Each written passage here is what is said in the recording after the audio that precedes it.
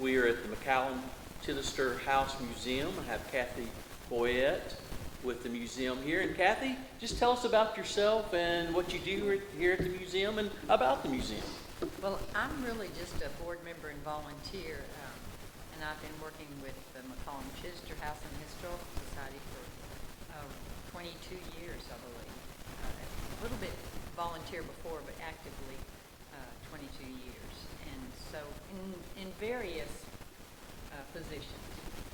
But right now I'm just a board member and working on grants. Well, this is a very special place. And so tell us about this very special place.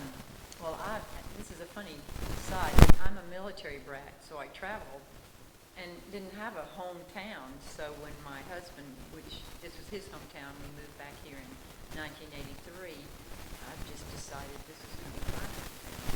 So, and my children all grew up here. So I love the history. And history is one of my favorite things anyway.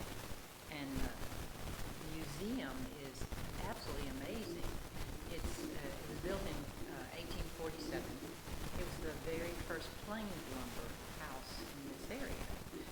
All the other houses were log cabins, and they used what they had here, and it really didn't bother anybody. But plain lumber, they had mills and things here, but they weren't plain. They just cut the wood, very rudimentary.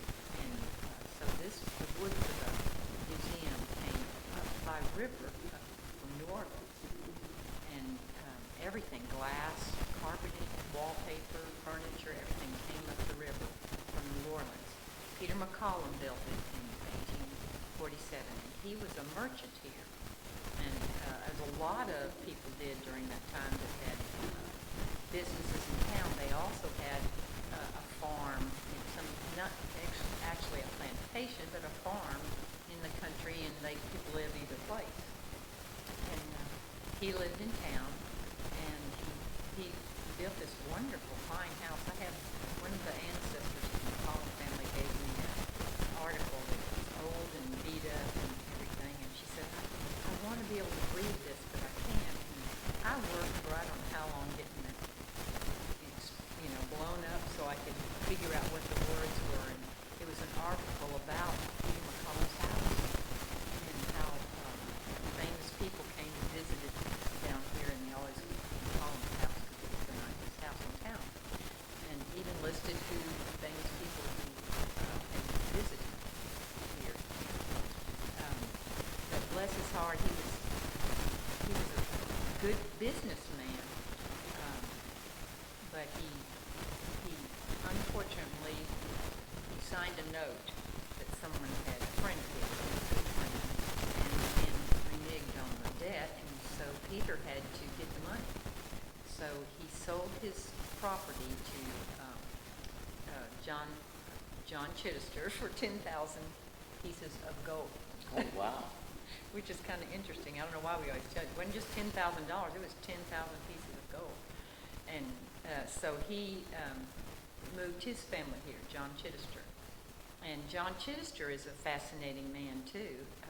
He had actually a history with the circus, which what they're really talking about is Wild West shows. And his specialty was in taking care of the horses. And so he started a stagecoach line, which started in Camden, and it went up towards Memphis, across the state, and out as far as Yuma, Arizona. And went through Fort Worth, which was a fascinating town at that time. And he, coming through Fort Worth, they didn't rob the stages out in the country. They did it in town, on the outskirts of town. It was a very dangerous place. And some of his boys, he had 6 boys, and they helped in various ways in running the business. And some of them, one went off to St. Louis and became a dentist. So a lot of variety there. But the Chidesters were actually living here during the Civil War, right. Not Peter McCollum. And John Chidester ran away and went to, I don't guess he ran away, but he had to hide. He had accounts to carry the mail, and the Union soldiers suspected him of sharing things that he shouldn't have, and so he had to hide, and he was later cleared of that. But or has a connection with our museum, the MacArthur Museum of Arkansas Military History, in that they sort of collide with each other when Frederick Steele, as part of the Red River Campaign, leaves the arsenal with his army on the 23rd of March, 1864, with the intention of linking up with an army in Louisiana to invade Texas. And General Steele is on his way to Louisiana. He's supposed to link up with an army from Fort Smith, but his army ends up here in Camden. But not just here in Camden. General Steele actually stays in the McCollum-Chidester House. Well, now that could be what we call an urban legend. They actually did come into Camden because, of course, you know, they didn't have any supplies. And Camden, at the time of the Civil War, was the second largest city in the state. Now, some people say, why? But it was on a river and had really direct access to New Orleans, where things were shipped in. And cotton could also be shipped out, and it was grown in this area. So, so that's what made the town such a big town. And travel was hard during those times. There weren't any roads at all. You had wagons or horses, and if it rained, which it does around here, it's like a bog to get out of town. And so the river was the easiest way to travel. Unfortunately, just upriver from Camden at Tate's Bluff, there's a rock ledge in the river, which keeps big boats from going up further. Flat bottom boats could get up to Arkadelphia, but not any big steamboats and not even all year round. So they suspected this would be the place to come and get supplies. Unfortunately, the Confederate army was around here too, and they had, you know, I don't think they pillaged, but they did get supplies from people. And so the farmers in this area were pretty hard pressed already. So they were disappointed. So they sent out foraging parties. And after Chidester got here, I have no doubt that he came to the very first house, which he came down this road to, and possibly stayed. But he found out that he had some relatives or some family that in common with the Grahams down the street, and so he moved down to their house, which was much nicer.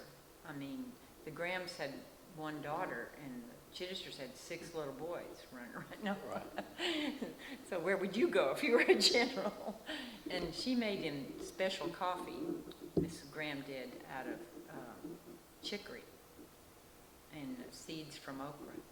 In here, though, I always want to tell people to picture this. At the time of the Civil War, second largest city, it maybe had 2,000 people here in town left because there were women and children because the men had gone off to war. And they marched down this very road out in front of the museum and down past these antebellum houses that are down here. And people stood on their porches while 10 to 12,000 soldiers marched into this town of maybe 2,000 women. Probably more people than they'd ever seen in their lifetime. In their whole lives, and they were soldiers, and they knew that it wasn't going to be good. In fact, if General Steele had been able to get supplies, their original plan was to burn the town to the ground when they left. Oh, wow. So it was not Fortunately, good. the town was not damaged. No. And while General Steele was here, there were some battles that were around the Camden here that were important to the Camden expedition that forced him to eventually have to retreat back to Little Rock. Yeah, Poison Spring, they actually did, there was a 250 wagon train, and they went out towards Poison Spring in the countryside, a lot of farms around in there, and they were able to fill those wagons, not only with food, but with clothing and anything else that they decided they might want. Right. And I don't know how they thought they were going to get that home, but so they, when they were coming back, they were ambushed by the Confederates, and it was a terrible battle. There was a lot of backstory to that little battle out at Poison Spring, and it was vicious. and I shouldn't put a plug in for him, but Mark Chris wrote a great book about that battle, and Ed Very Bars good. too, yeah. Yes. yeah. And so, and that was resulted once he was also here in Camden when General Steele learned that the other part of the plan had failed, that the Union troops had been defeated in Louisiana, and there would not be a continuation into Texas, so he decides to leave. That and the fact that the foraging party that went to Mark's Mills didn't even get anything. They were taken out before they were ever. So he was losing soldiers, didn't have any food, and nothing for the horses, and so he just, in the middle of the night, they took rags and old things and covered their hooves of their horses, and they had also a pontoon bridge, a rubber pontoon bridge, and they got across the river and slipped out during the night. Exactly. And if they hadn't, there might likely have been a battle here. Right. And of course the final battle is the Confederates did chase them all the way to Jenkins Ferry, and Union troops were able to hold them off, win that battle, and Steele was able to get his army back to Little Rock, back to the arsenal, and that was really the last major Union engagement in Arkansas for the war. But so that's just a piece of the history here. It is. And so can you tell us a little bit more about the McCollum-Chidester House after the war, and how Mr. Chidester fared after the war? That's really a great question, because when we talk about Peter McCollum, he was wonderful and built that house, and an great early settler. But John Chidester was a man with a vision, and his stagecoach line. In fact, we have a book here that a man researched all the stagecoach lines in Arkansas, and he has a comment in there that Butterfield, who did the route west, said he couldn't have his plan would have been a failure had been for John Chidester, because he had the framework set up for him to be able to cross Arkansas. There were no trains. There were, it was really a difficult place to travel, and mountainous, especially northwest Arkansas, where the Butterfield Trail went. And so he did it very well, and had at one time as many as 2,000 horses along the route, and over 60 of the best Concord stages there were, and hundreds of drivers.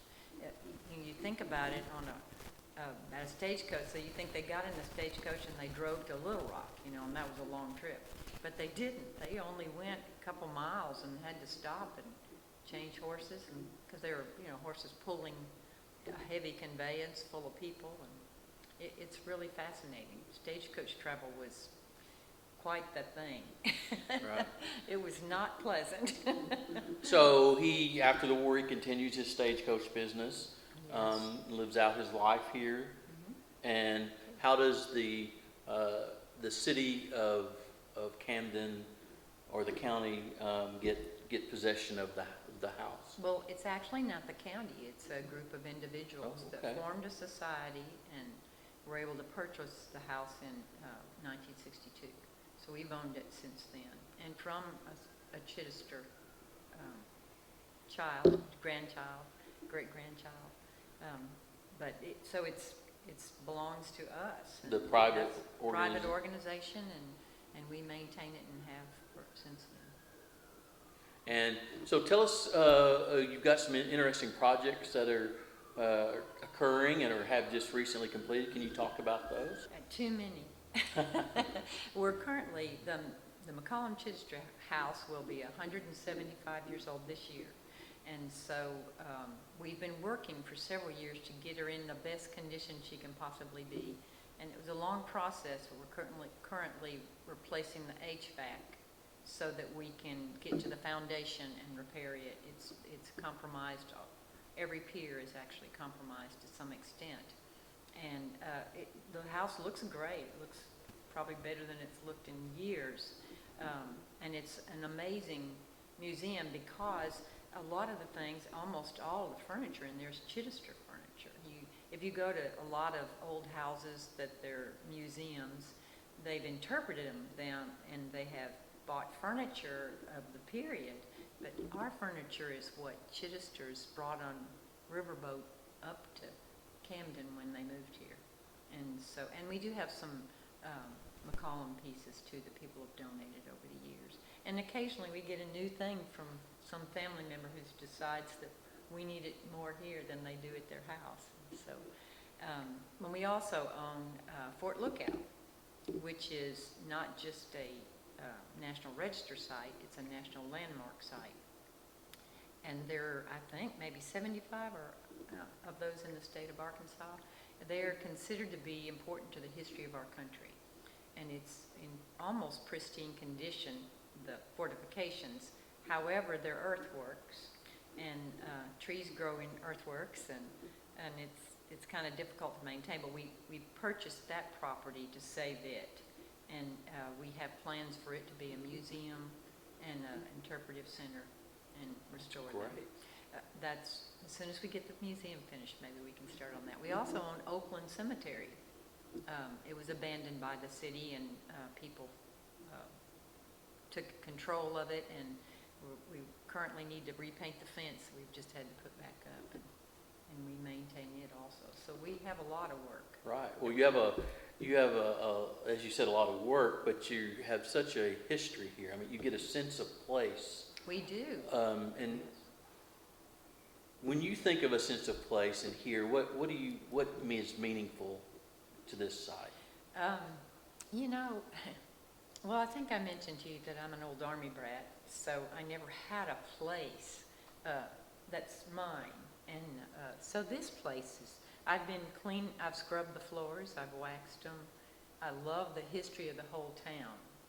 It's amazing that they've saved what they have, because, you know, in our modern society, we think tear it down, build something new, or stick a cover on it so you can't see what it looked like, and cover up amazing architecture, and that bothers me.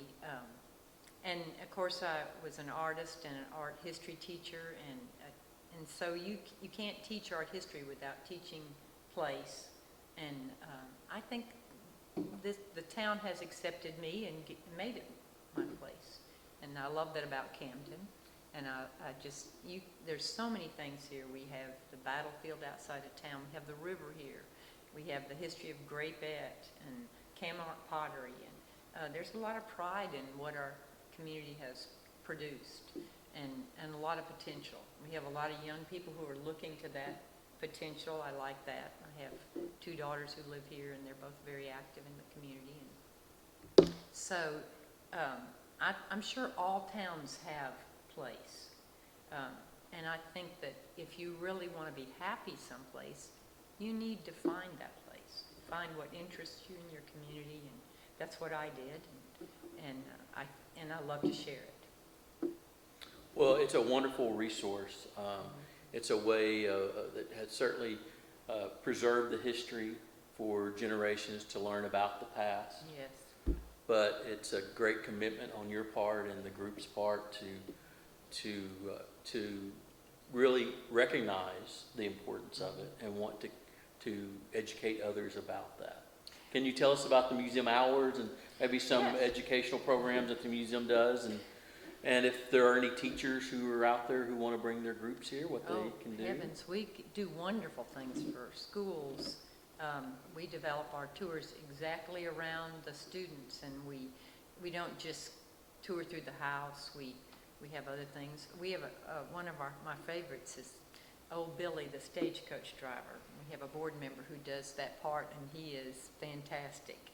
And I just hope we can keep him healthy. He's like me, he's getting older. But he does a great job, and the kids love old Billy, and we have a stagecoach. We do have a stagecoach that someone's given us, but it needs to be restored. So if anybody wants to send some stagecoach money, renovation money our way, we'll be happy to take it. Definitely. I found somebody that can do it, but I just have to find the money to do it. But we're open Wednesday through Saturday, 9 to 4, and for tours. And we can do tours outside of that time. We a lot of times have churches or groups that want to come, and we will do, if we know they're coming in advance, we can set up more than just, we can recommend lunch places. We have a board member who has antique cars that he'll let us show his antique cars, and we have other antebellum houses that we can add to the tour, and even older houses that are not antebellum that have been on Washington Street. They're on the National Register. So we can do a little mini city tour, or we can do a school tour with lunch on the grounds, and we do. Well, I know you do a fantastic job, because a few years ago, the museum sponsored a bus tour. Mark Christ was the host, and we did the Camden expedition, and this was one of our sites that we stayed and had lunch, and folks really enjoyed the museum. We hopefully will do that in the next year or two, to have another bus tour that will come down to do the Camden expedition. So, I hope so too. We might could add to that. I've got some new ideas for that. Awesome. Well, I know my boss will be happy to hear them. A couple years ago, Preserve Arkansas did a ramble here, and it was amazing. We did let me see, 3 centuries on the Ouachita, and Camden, you know, what was happening all those times on the Ouachita, from the early keelboat to current stuff in Camden right now. Well, thank you so much for visiting with me today and being part of our program. And I hope people will take advantage of the nice weather that we're having in the next few months, and will come down and visit the museum in this wonderful city. Well, thank you. We'd love it. Thank you. Have a great day. You too.